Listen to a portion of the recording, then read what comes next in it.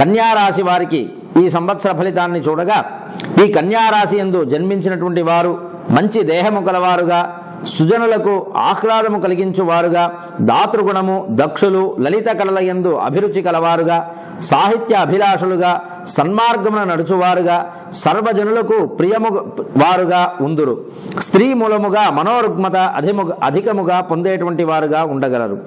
ఉత్తరా నక్షత్రము వారు సహనము, ధైర్యము, మృదువచనము, సమయోచిత ప్రవర్తన కలిగి అందరి ఆదరణ పొందగలరు.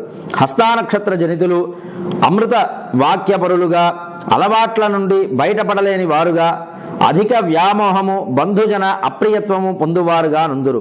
చిత్రా నక్షత్ర జనితులు దైవభక్తి, పెద్దల యందు గౌరవము, భాగ్యవంతులు, పుత్ర కళత్రవర్గ సౌఖ్యము కలవారై ఉందురు.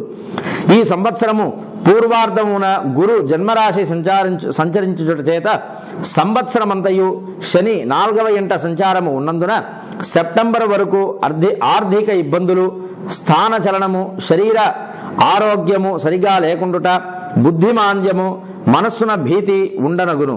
ఉత్తరార్ధమున గురు సంచారము ద్వితీయమున ఉన్నందున అది నుండి కేతువు స్థితి అనుకూలముగా ఉన్నందున ముందు ఇబ్బందులున్న తొలగి కాలము అనుకూలించి సుఖ సౌఖ్యమును కలిగించుకొనగలరు. పూర్వార్ధమున గురువు శని సంబంధమైన పూజలు చేసుకునటం వలన ఆనందదాయకముగా ఉండగలదు.